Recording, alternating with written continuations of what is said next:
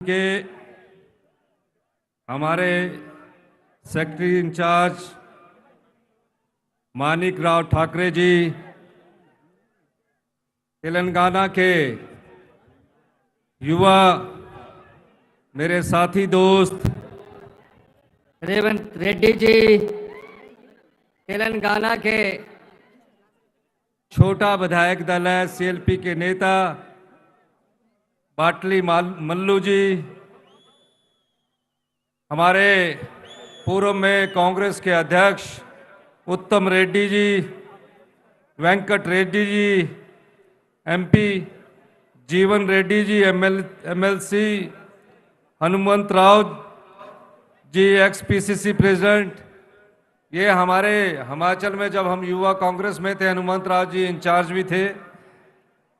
हमारे के राजू जी, श्रीरन बाबू जी, नदीम जावेद जो एआईसीसी के सेक्रेटरी है, रोहित चौधरी जी एआईसीसी के सेक्रेटरी है, वामशी रेड्डी जी एआईसीसी के सेक्रेटरी है, Sampath Kumar ji, Mahesh Goud former NSO president, जब हम एनएसओ के प्रेसिडेंट थे गौड़ साहब हमारे साथ प्रेसिडेंट थे, अंजुम यादव जी, मधुसूदन रेड्डी जी और जलटला टाउन अनुरुद्ध रेड्डी जी इंचार्ज जलटला टाउन। नमस्कारम।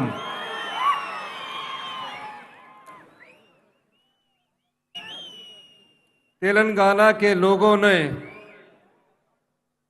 70 साल पहले एक संघर्ष किया। 70 साल की लंबी लड़ाई। जब आपके बुजुर्ग लड़ रहे थे, आपने कभी जीवन में ये कल्पना भी नहीं की होगी कि हमारा एक अलग राज्य का अस्तित्व में होगा।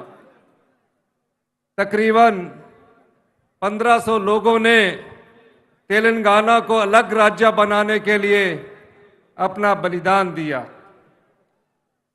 संघर्ष करते करते जब 2014 आया, यहाँ के 13 एमपी और तेलंगाना के लोगों ने श्रीमती सोनिया गांधी जी से अनुरोध किया। देश के प्रधानमंत्री डॉक्टर मनमोहन सिंह जी हुआ करते थे। उन्होंने कहा कि हमारे पिता दादा तेलंगाना को अलग राज्य के लिए लड़ाई लड़ रहे हैं। कांग्रेस की सरकार है, देश के प्रधानमंत्री मनमोहन सिंह जी है। सोनिया जी आप यूपीए की चेयरपर्सन हैं, 70 साल का अधिकार हमें दीजिए। ना आपको रोजगार मिलता था, ना भागीदारी मिलती थी। जब मैं यहां आ रहा था, सुबह 4 बजे मुझे राहुल गांधी जी का फोन आया। उन्होंने कहा कि आप तेलंगाना जा रहे हैं और मेरी सोनिया जी से बात हुई है। आपने तेलंगाना के राज्य को यह कहना है कि हिमाचल प्रदेश में जो हमने कहा वो हमने किया। लेकिन मैं आपको एक बात बताना चाहता हूं, जिस संघर्ष को आपने पाया, जिस संघर्ष के लिए 1500 लोगों ने बलिदान दिया, दर दर 70 साल तक आप लड़ाई लड़ते रहे। उस राज्य को अस्तित्व में लाने का श्रेय किसी एक को जाता है तो श्रीमती सोनिया गांधी या श्री राहुल गांधी की सोच है। विडंबना देखिए, कांग्रेस पार्टी की केंद्र में सरकार है। राज्य बनाने के लिए हमारे 13 सांसद सदस्य एमपी देश के प्रधानमंत्री मनमोहन सिंह जी को मिलते हैं। पार्टी के प्रदेशाध्यक्ष, दूसरी तरफ आंध्र प्रदेश में कांग्रेस की सरकार है और कांग्रेस पार्टी ने इस बात की परवाह नहीं की कि हमारी सरकार गई, सत्ता गई, लेकिन तेलंगाना का राज्य को अलग राज्य का दर्जा श्रीमती सोनिया गांधी ने दिलाकर ही दम लिया। आज बेशक आंध्र प्रदेश और तेलंगाना दोनों जगह हमारे सरकारें नहीं है, और उस राज्य में तो आंध्र प्रदेश में हमारा खाता भी नहीं खुल सका। यहां भी हम बहुत कम संख्या में रह गए हैं। अगर हमको सत्ता में ही रहना होता तो हम आंध्र प्रदेश के कभी दो टुकड़े नहीं करते। लेकिन कांग्रेस ने आप लोगों को, तेलंगाना राज्य की माताओं की, बहनों की, युवाओं की आवाज को सुना और एक अलग राज्य 2014 में सत्ता में आया। 9 महीने की सरकार, 9 साल की सरकार यहां बने हुए हो गए हैं और तकरीबन हर कोई आदमी एक सवाल पूछता है जिसके लिए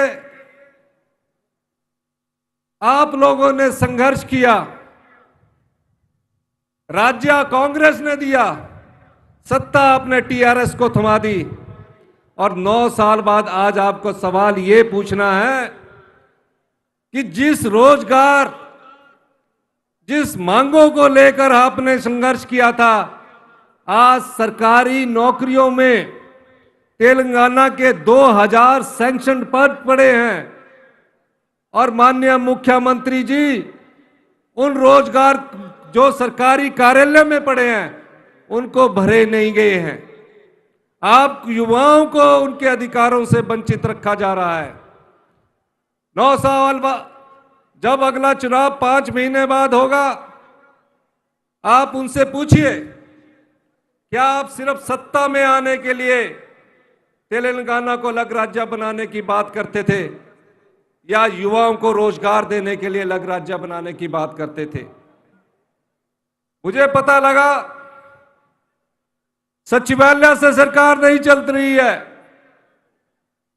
ये लोकतंत्र की विडंबना है कि कैबिनेट की मीटिंग तक नहीं होती है, समाज के अंतिम व्यक्ति तक पहुंचने की कोशिश नहीं होती है। हम सब लोग एक आम परिवार से आकर राजनीति करते हैं। जो आम परिवार से आया हुआ व्यक्ति हो, उसके मन में दर्द होता है। आज बेरोजगारी आसमान छू रही है, रोजगार के लिए कोई दफ्तर आपके पास नहीं है। लेकिन इस सरकार की कैबिनेट मीटिंग नहीं होती है। किस प्रकार फैसले लिए जाने हैं उस दृष्टिकोण से आपकी आवाज को सुना नहीं जाता। हम हिमाचल में आए, हमने लोगों से कहा हम घोषणा पत्र तो बनाते हैं लेकिन हम हिमाचल के लोगों को रोजगार की गारंटी के साथ हम आए। हमने कहा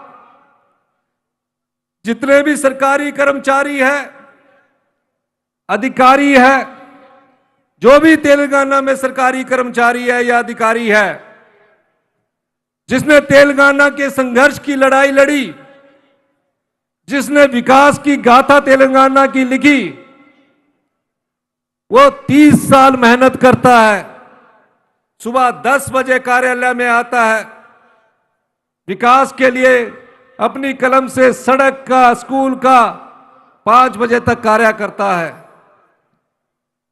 हमने उन 1,36,000 को हिमाचल में सामाजिक दृष्टिकोण अपनाते हुए और मानवीय दृष्टिकोण अपनाते हुए उन्हें ओल्ड पेंशन स्कीम के तहत लाया। मैं अभी रेवंत रेड्डी जी से बात कर रहा था, मल्लू जी से बात कर रहा था। मैंने कहा, दोनों ने हमें कहा और हमारे इंचार्ज मानिकराव ठाकरे जी ने कहा कि सरकारी कर्मचारी जो अधिकारी होते हैं, अगर वो होते हैं तभी तो विकास होता है। जब वो रिटायर हो जाएंगे तब उन्हें क्या मिलना चाहिए? इकट्ठा पैसा खर्च हो जाता है। तो अभी बात करके उनसे पता लगा कि हम आने वाले समय में जिस प्रकार हिमाचल प्रदेश में ओबीएस को लागू किया था, तेलंगाना के सरकारी कर्मचारियों और अधिकारियों के लिए तेलंगाना सरकार ओपीएस लागू करेगी। ये कमिटमेंट है। आज के 2 दिन बाद हमारी आभार रैली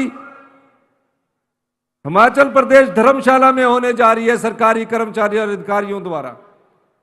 क्यों कमिटमेंट है ये?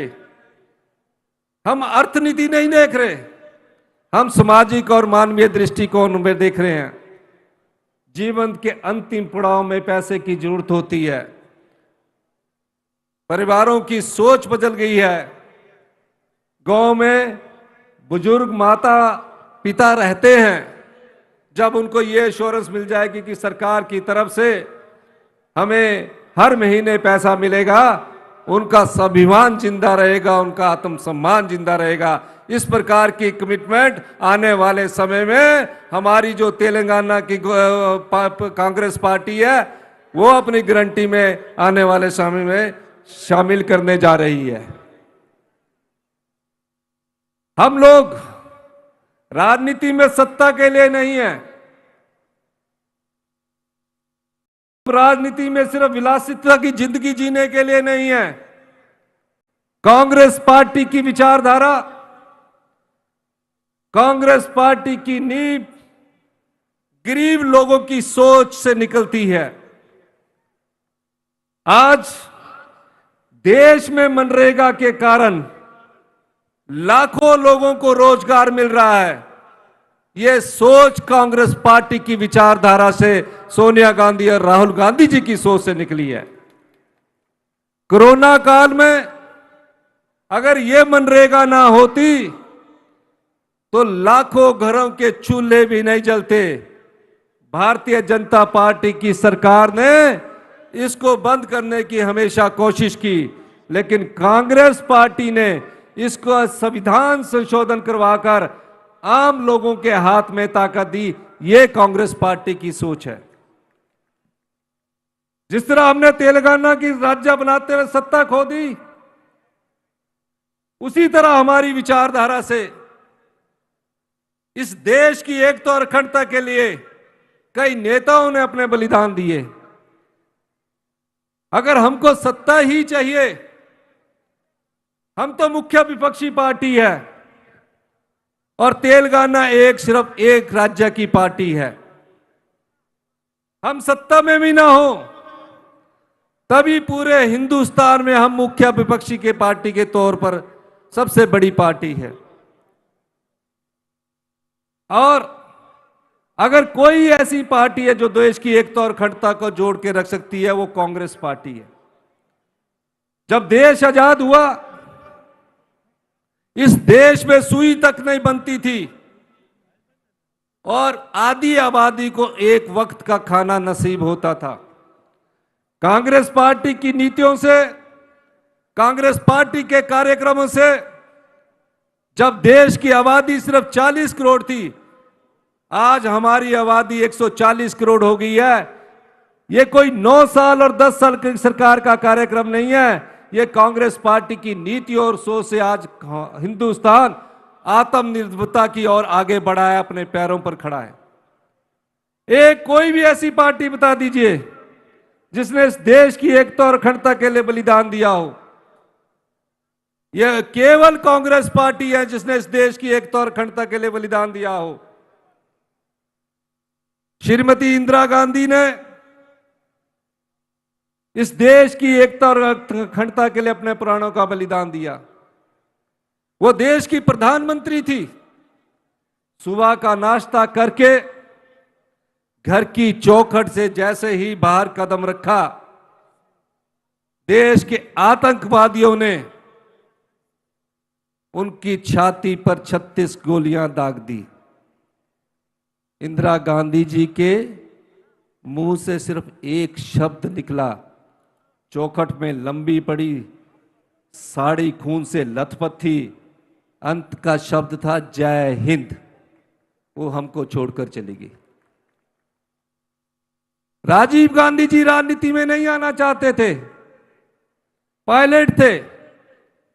कांग्रेस जनों ने मांग की ये पता भी नहीं था उनको कि देश के प्रधानमंत्री बनने के 5 साल बाद देश विरोधी आतंकवादी उन्हें बम से उड़ा देंगे।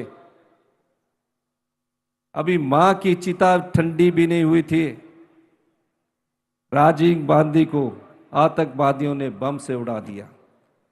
सिर कहीं और गिरा, धड़ कहीं और गिरा। एक ही परिवार ने 2 प्रधानमंत्री को खो दिया। 2 प्रधानमंत्री, किसी विश्व में ऐसा उदाहरण नहीं मिलता कि एक ही पार्टी के 2 प्रधानमंत्री, एक ही परिवार के 2 प्रधानमंत्रियों को इस पार्टी ने खो दिया। राहुल गांधी जी उस सोच के लिए भारत जोड़ो यात्रा में निकले। वो देश के प्रधानमंत्री के लिए नहीं निकले। उन्होंने कहा कांग्रेस एक ऐसी विचारधारा है, इस समय देश में अराजकता का माहौल है,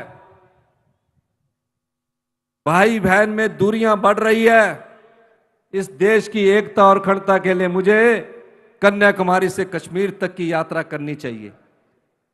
ये विचार कांग्रेस पार्टी से निकलते हैं। अगर देश का प्रधानमंत्री श्रीमती सोनिया गांधी जी को ही बनना था तो 2004 में उनके सामने सभी राजनीतिक दल, उसमें टीआरएस भी शामिल थे कि आप देश के प्रधानमंत्री बनिए।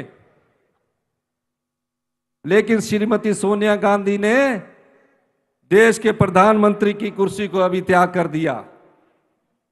तो ये कांग्रेस पार्टी है जो देश की एकता और अखंडता के लिए अपना बलिदान देती है।